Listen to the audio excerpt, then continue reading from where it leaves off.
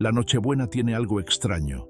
Mientras algunos se sientan a la mesa rodeados de familia, otros caminan solos tratando de no congelarse. Yo era de los segundos. Para casi todos, yo no tenía nombre. En la calle me decían el viejo, el vagabundo, ese de la esquina. Hacía tanto que nadie pronunciaba Tomás que hasta yo mismo lo sentía como un nombre prestado, como si hubiera pertenecido a otra vida. Esa noche no era muy diferente a las demás. El viento cortaba la cara como si quisiera arrancarme la memoria. La nieve mordía los dedos de los pies a través de unos zapatos rotos, y el abrigo que llevaba encima era más agujeros que tela. Caminaba por la plaza con la cabeza gacha, buscando un rincón donde el frío pegara un poco menos. No esperaba nada, ni milagros, ni regalos, ni compañía.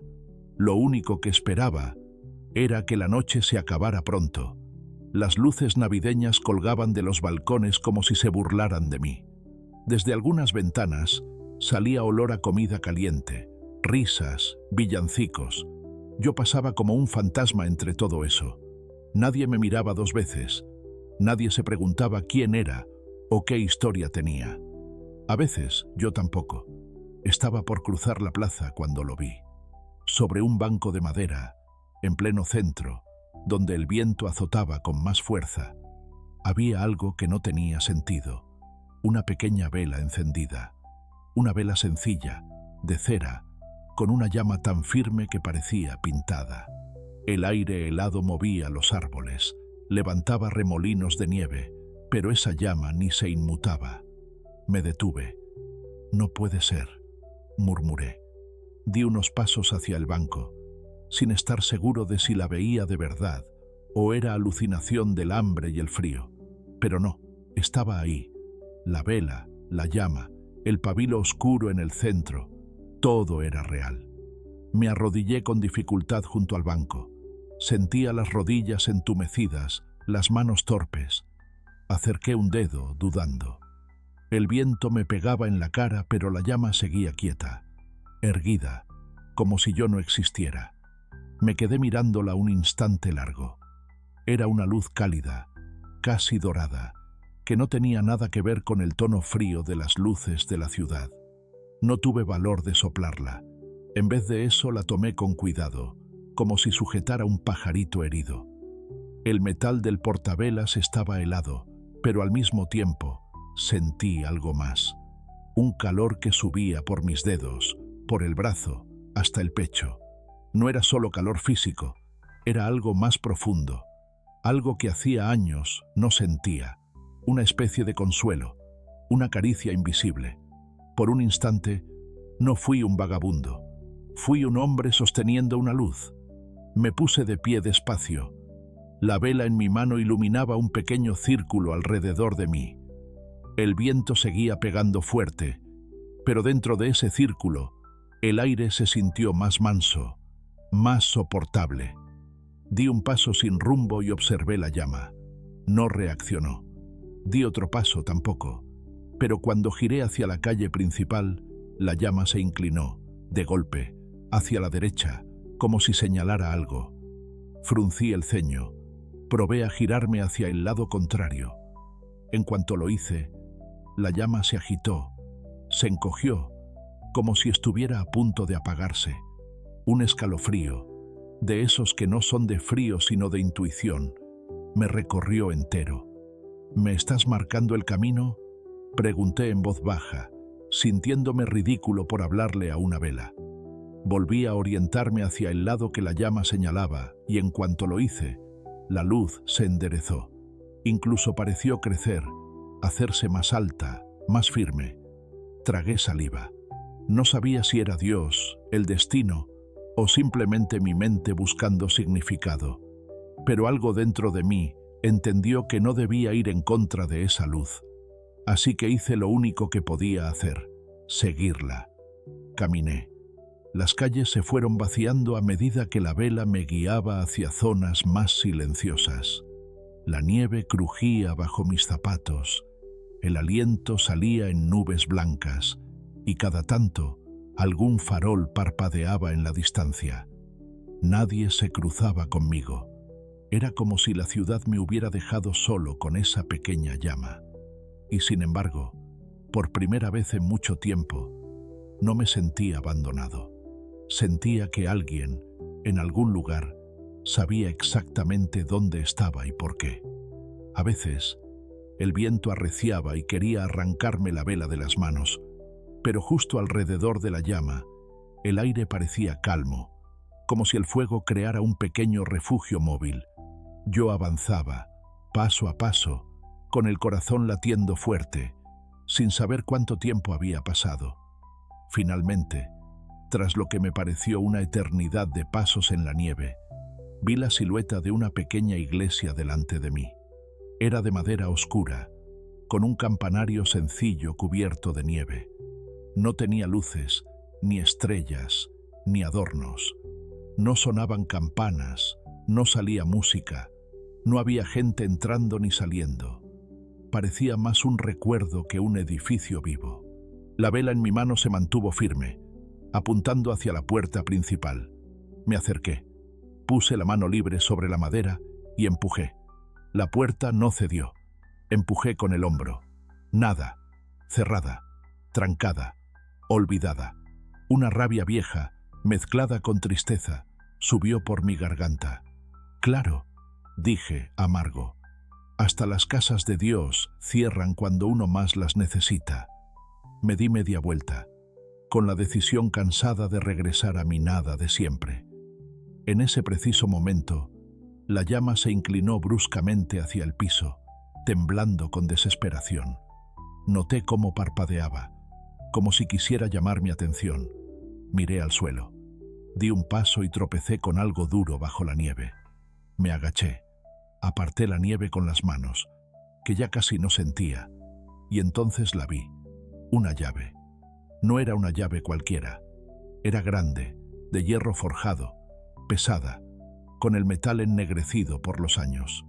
En la parte superior tenía una figura grabada, gastada, pero aún visible. Una pequeña tortuga. En cuanto la sostuve, la vela se enderezó de golpe. La llama creció, el viento se calmó. No era un muro, era una puerta, y la llave había estado ahí, esperándome. Me acerqué de nuevo a la entrada. El corazón me golpeaba las costillas. La llave encajó en la cerradura con un clic grave, profundo, como un sonido que hubiera estado esperando ser escuchado otra vez. Giré. El mecanismo cedió con un crujido largo, casi doloroso. Empujé la puerta, y esta vez se abrió. Un olor a madera vieja, a humedad y a silencio acumulado me envolvió.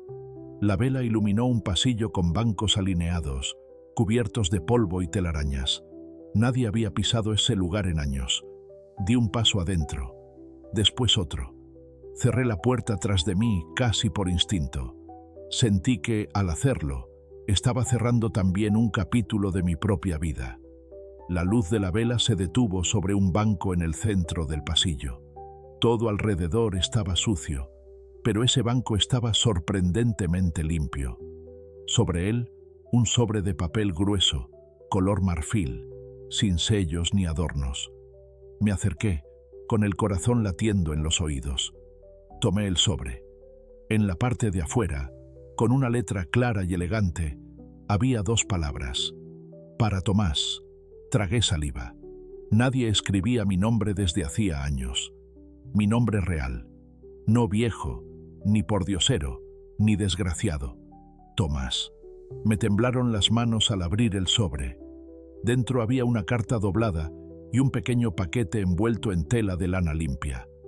Puse la vela a un lado, sobre el mismo banco, y desdoblé la carta. La leí, con la respiración contenida. Si esta vela te ha guiado hasta aquí en Nochebuena, Tomás, es porque aún no has perdido lo más importante, tu propósito. Aunque pienses que no vales nada, no eres un error, ni un estorbo. La luz no busca a los perfectos, ni a los fuertes, ni a los ricos. Busca a quienes, desde su propia oscuridad, son capaces de valorar un milagro. La llave que encontraste abre más que una puerta, abre una vida nueva. La verdadera puerta, sin embargo, es tu corazón. Mis ojos se llenaron de lágrimas, no de tristeza, de impacto, de incredulidad, de sentirme visto por primera vez en mucho tiempo. La carta seguía: si estás leyendo esto, significa que has resistido mucho más de lo que creías. La calle no ha podido apagar tu humanidad. Por eso la luz te encontró. No has sido olvidado. Nunca. Solo te estaban esperando. Las letras se empezaron a emborronar con mis lágrimas que caían sobre el papel. Respiré hondo, temblando. Abrí el pequeño paquete de lana y encontré un manto grueso, suave, limpio, y un pequeño fardo con pan, queso y un termo de sopa. El olor me llegó al alma. No era una limosna tirada desde una ventana. Era un cuidado preparado, pensado, casi íntimo.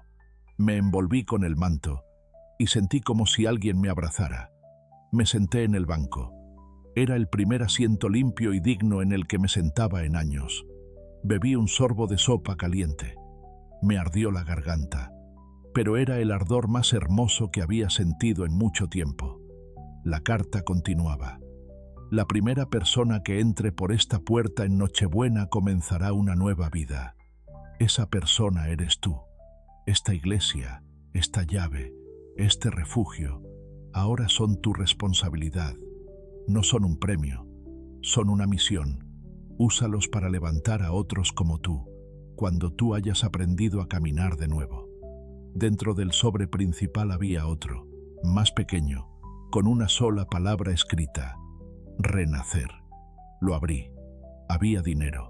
No una fortuna exagerada, pero sí lo suficiente para recomenzar con dignidad. Sentí que el aire me faltaba. Yo, que no tenía ni un centavo, tenía ahora una iglesia, una llave y una carta que me decía que mi vida no era un accidente, sino parte de un plan. Mientras sostenía el dinero y la llave, la vela, la misma llama que me había guiado desde la plaza hasta allí, se extinguió. No parpadeó ni se consumió lentamente. Simplemente se apagó, suave, como cuando alguien cierra unos ojos cansados. Por un momento, todo quedó en oscuridad total. No vi nada, no oí nada. Solo sentí ese vacío breve e intenso, y en ese segundo de negra absoluta, lo entendí. La luz de afuera se apagaba porque la luz de adentro, dentro de mí, acababa de encenderse.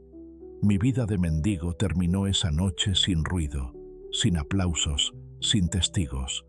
Murió en silencio, para dejar espacio a otra cosa, algo que todavía no sabía cómo vivir, pero que por primera vez quería intentar. Al quedarme a oscuras, lo primero que hice fue palpar el banco a tientas. Encontré el manto, el termo, el sobre de renacer, y junto a ellos, una pequeña linterna de mano. La encendí. El haz de luz blanca cruzó el aire y mostró la verdadera cara de la iglesia. Bancos cubiertos de polvo, paredes agrietadas, ventanas opacas, el altar cubierto por una tela vieja. No era hermosa, ni estaba lista. Vivía en el abandono, igual que yo hasta esa noche. Pero ahora la veía distinto. Antes la hubiera visto como un montón de problemas. Ahora, cada rincón sucio me hablaba de una oportunidad, una especie de espejo. Mientras limpiara ese lugar, también podría empezar a limpiar mi propia historia. Me acerqué al altar. Levanté un poco la tela que lo cubría. Debajo, la madera era buena, resistente. Detrás, encontré una pequeña puerta que daba a la sacristía. Abrí. Dentro había estanterías antiguas, algunos objetos litúrgicos, cajas apiladas y sobre una mesa pequeña de madera, algo que llamó mi atención. Un cuaderno de tapa dura, de cuero, con un pequeño candado oxidado. El candado estaba medio roto, como si el tiempo ya lo hubiera derrotado. Lo forcé un poco y cedió. Abrí el cuaderno. Era un diario. Las primeras páginas hablaban de la vida de un hombre. Fray Rafael, un monje que había servido en esa iglesia durante años, contaba cómo la parroquia fue quedándose sin gente, cómo los fondos se agotaron, cómo las autoridades decidieron cerrarla. Pero él eligió quedarse. Página tras página, Fray Rafael describía sus días solo en la iglesia, orando, pensando, ayudando a quien se dejaba ayudar. Poco a poco, la parroquia dejó de ser un templo oficial y se convirtió en un refugio silencioso para personas rotas, gente sin casa, muchachos sin rumbo, mujeres que escapaban de situaciones de violencia. Luego, en una de las últimas páginas, leí algo que me dejó helado. Mi vida está terminando, pero el plan no. La llave está en el jardín, donde la nieve la ocultará, esperando al corazón frío que aún pueda encenderse. Él se llamará Tomás. Me quedé ahí, con el diario en la mano, sin poder moverme. Fray Rafael había escrito mi nombre antes de que yo siquiera supiera que esa iglesia existía. No sabía quién era yo, pero sabía que llegaría alguien como yo. Alguien que hubiera tocado fondo, pero que aún no hubiera perdido por completo la capacidad de creer. En otras páginas explicaba la tortuga grabada en la llave. La tortuga representa el progreso lento, pero constante. El que tome esta llave debe entender que no se trata de salvarse a sí mismo y ya, sino de ayudar a muchos a encontrar refugio. No hay prisa en los planes de Dios, pero sí propósito. Volví al banco central. Me senté, abrí el fardo de comida y comí despacio, con los ojos en el diario. Cada bocado era una forma de volver a habitar mi propio cuerpo, de recordarle que aún merecía estar de pie. Mientras comía, la mente se me llenó de recuerdos que había intentado enterrar hacía años. Recordé mi otra vida, la de antes de la calle, un pequeño departamento, una esposa llamada Ana, una hija de ojos enormes que solía correr hacia mí cuando yo llegaba con el pan bajo el brazo. Recordé la fábrica que cerró de un día para otro, el dinero que se acabó, las promesas que no supe cumplir, la vergüenza de no poder llenar la nevera. Recordé cómo, poco a poco, el amor se fue llenando de reproches. Cómo un día no regresé a casa. Cómo preferí perderme a que ellos me vieran caer completo. Creí que al desaparecer los protegía de mi fracaso. En realidad, lo único que hice fue convertirme en un fantasma para ellos y para mí. Pasé años vagando sin rumbo, dejando que cada noche fuera igual a la anterior, convencido de que ya nada podía cambiar. Con el tiempo, mi rostro, mi historia, mi nombre, todo se diluyó. Y ahora, en esa iglesia olvidada, un monje que nunca conocí me decía que no solo había un futuro para mí, sino una misión. Terminé la sopa, respiré hondo y miré el banco limpio, la linterna, el diario, la llave, el dinero. Todo eso estaba en mis manos. Era mucho más de lo que había tenido en años, y al mismo tiempo era apenas el comienzo. Decidí hacer algo que hacía mucho no hacía, tomar una decisión diferente a dejarme llevar. Esa misma noche, sin dormir, comencé a limpiar. No fue fácil. Las manos me dolían, la espalda me reclamaba, pero cada vez que pasaba el trapo por una superficie, sentía que algo dentro de mí también se ordenaba. Empecé por los bancos centrales, luego el pasillo, luego el altar. Quité telarañas, barrí polvo, apilé lo que servía, tiré lo que no. A medida que trabajaba, el diario de Fray Rafael se convirtió en una especie de manual. Él contaba cómo, durante años, había mantenido la iglesia viva haciendo trueques silenciosos con panaderos, granjeros, carniceros. A cambio de comida o materiales, ofrecía oraciones, escucha y la discreción de sus buenas obras. Comprendí que no había sido un santo mágico que hacía aparecer comida del cielo. Había sido un tejedor de redes humanas, un hombre que creía tanto en la bondad, que la buscaba incluso donde otros no la veían. Cuando comenzó a amanecer, la iglesia se veía diferente. No perfecta ni nueva, pero claramente despierta. La luz del sol entró por las vidrieras y se mezcló con el polvo suspendido, creando un brillo suave sobre las bancas. Al mediodía, después de horas de trabajo, salí de la iglesia por primera vez como nuevo dueño. Cerré la puerta con la llave. El sonido del cerrojo fue como un contrato silencioso. Bajé los escalones, con el manto encima, la carta doblada en el bolsillo interno y el sobre de Renacer bien guardado. Sentí el sol de Navidad en la cara. Por primera vez en muchos años, no me dolió. Caminé hasta una tienda pequeña. Entré. El dependiente me miró sin desconfianza, sin asco, sin pena. Compré ropa limpia y un par de cosas básicas de aseo personal. Pagó mis manos, no una moneda tirada desde lejos. No podía evitar sentir extraño el respeto con que me hablaban. Me cambié en un baño público. Me miré en el espejo. No reconocí del todo al hombre que estaba ahí, pero por primera vez en mucho tiempo quise conocerlo. Volví a la iglesia antes de que cayera la tarde. Me senté en el banco central. Abrí el diario de Fray Rafael y pasé los dedos sobre la página donde decía mi nombre. «No sé por qué creíste tanto», murmuré, «pero gracias». Pasé el resto del día terminando de ordenar. Cuando el cansancio ya no me dejó levantar un banco más, me tendí sobre uno de ellos, envuelto en el manto, y dormí dentro de la iglesia. El techo ya no era el cielo abierto, pero de algún modo sentí que el cielo estaba más cerca que nunca. Los días siguientes se convirtieron en una rutina nueva. De día, limpiaba, reparaba, organizaba. De tarde, salía al pueblo cercano con ropa limpia, hablando con la gente sin esconder los ojos. No decía mucho al principio. Solo preguntaba, observaba, escuchaba.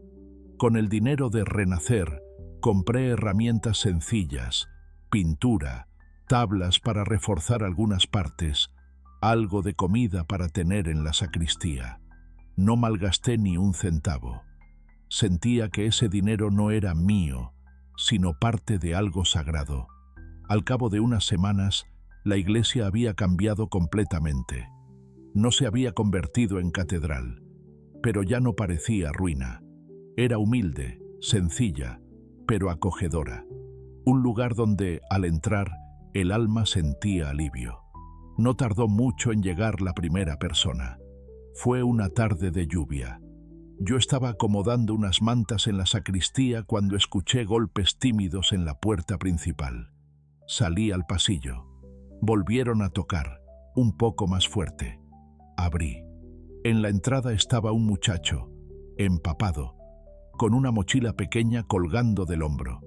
Tendría unos 19, tal vez 20 años, los ojos rojos de tanto llorar. «¿Esto está abierto?», preguntó, dudando. Asentí. «Pasa». Entró despacio, como si tuviera miedo de romper algo. Miraba alrededor con una mezcla de curiosidad y desconfianza. «Me dijeron en el pueblo que aquí ayudan a la gente», balbuceó. Recordé las palabras del diario. Fray Rafael también había empezado así, con uno que se atrevió a tocar la puerta. «No soy nadie importante», le dije, «pero sí, aquí hay sopa caliente, y nadie te va a preguntar cuánto tienes en el bolsillo». El muchacho se derrumbó en un banco y se echó a llorar. Entre sollozos, me contó que se llamaba Luis, que había discutido con su padre, que había dejado la casa con lo puesto, decidido a no volver nunca. Pero al caer la lluvia, se dio cuenta de que no tenía a dónde ir. No le di un sermón, solo le puse una manta sobre los hombros y le llevé un plato de sopa. «Cálmate, come, y cuando te sientas listo, hablamos de qué vas a hacer después. Pero no hoy», le dije. «Hoy solo descansa». Se quedó esa noche. Al día siguiente, más tranquilo, decidió regresar a casa. «No quiero que mi papá muera sin que le diga que lo siento», me dijo antes de irse. Lo abracé. Mientras lo hacía, supe que la iglesia estaba cumpliendo su propósito, aunque apenas estuviera empezando. Con el tiempo, fueron llegando más. Una mujer llamada Beatriz, con la cara marcada por los golpes y los ojos llenos de miedo, escapando de un marido que la maltrataba. Se quedó algunas semanas mientras conseguíamos, con ayuda de gente del pueblo, que fuera a un lugar seguro en otra ciudad. Un anciano, don Emilio, que había perdido a su esposa y se había quedado tan solo, que un día se sentó en la puerta de la iglesia a ver si Dios se acordaba de él. Empezó a venir todos los jueves a tomar café y a hablar de su juventud. Yo escuchaba. A veces, solo eso sana más que 1000 consejos. La gente empezó a hablar del lugar como el refugio de la luz, y de mí como Tomás, el de la iglesia. Nadie mencionaba ya el viejo mendigo. Esa parte de mí había quedado atrás, pero no la negaba. La honraba, porque gracias a ese dolor yo podía comprender el de otros. Cada noche, antes de dormir en un pequeño cuarto que acondicioné detrás de la sacristía, me sentaba en el banco central, miraba el lugar donde la vela se había apagado aquella Nochebuena y recordaba. La luz que me había guiado no era solo para mí, era para todos los que aún no sabían que estaban a un paso de encontrar la suya. Pasaron meses, luego años. La iglesia nunca se convirtió en un lugar masivo. No había filas interminables, ni cámaras, ni aplausos. Llegaba la gente que tenía que llegar, ni uno más, ni uno menos. A veces eran 2 o 3 personas a la semana. Otras, nadie aparecía.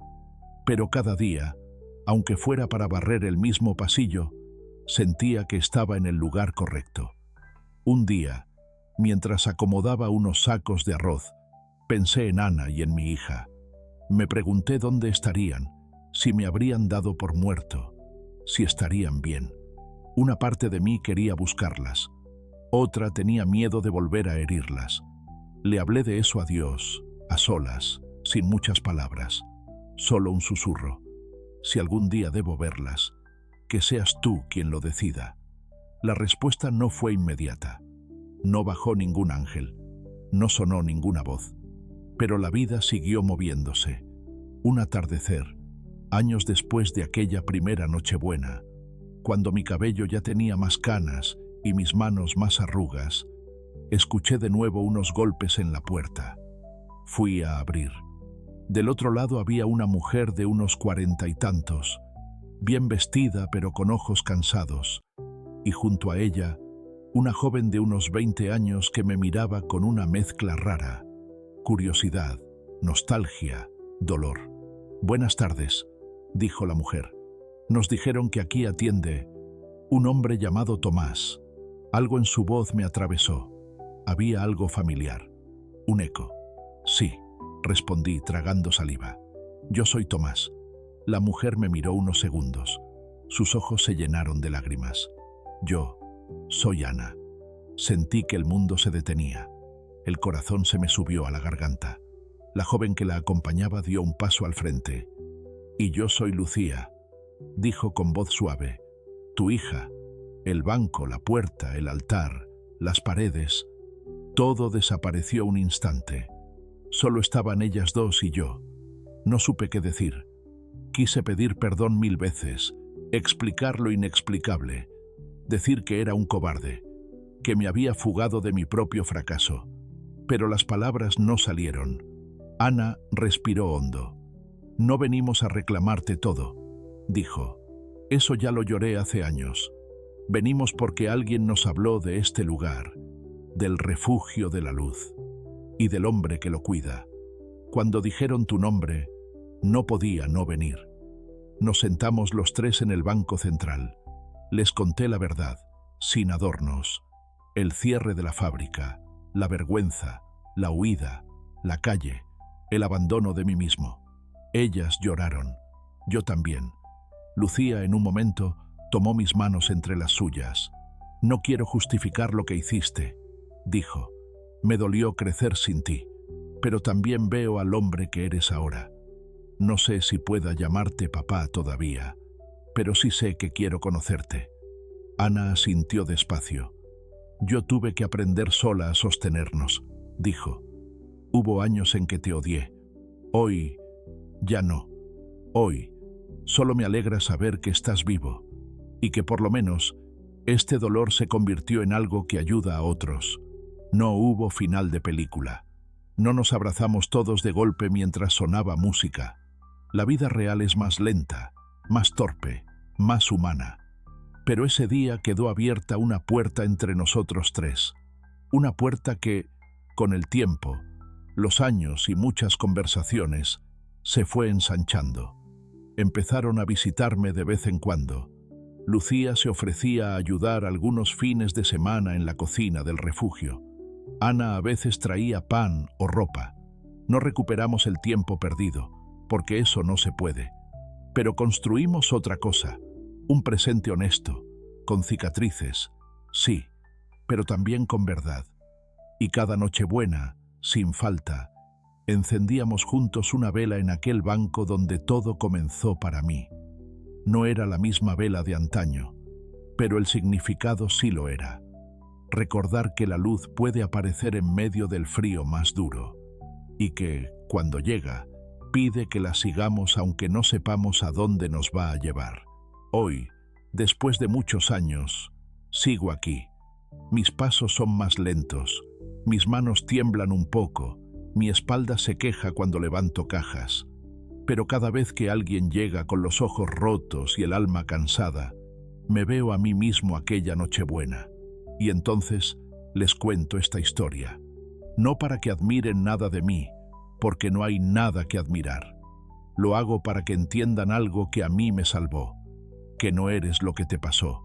No eres tu peor decisión, ni tu invierno más frío, ni la noche en la que pensaste que todo se había acabado. Eres la posibilidad de lo que puedes llegar a ser cuando decides seguir la pequeña luz que todavía, aunque no lo creas, sigue viva dentro de ti. Tal vez tú no tengas una vela milagrosa en un banco, ni una llave enterrada en la nieve, ni una carta esperándote en una iglesia, pero sí tienes algo igual de valioso, un corazón que a pesar de los golpes sigue latiendo. Y mientras haya latido, hay propósito. Si esta historia rozó un pedacito de tu alma, no la dejes morir cuando se apague la pantalla. Haz algo pequeño, pero real. Llama a alguien con quien hace tiempo no hablas. Perdona un poco. Pide perdón si hace falta. Ayuda a alguien que esté más hundido que tú. O simplemente, no te rindas hoy. Porque, quién sabe, quizá esta historia sea, para ti, esa pequeña vela que apareció en tu camino en medio del frío. Y el resto del trayecto, la decisión de seguirla, ya no depende de la historia, depende de ti.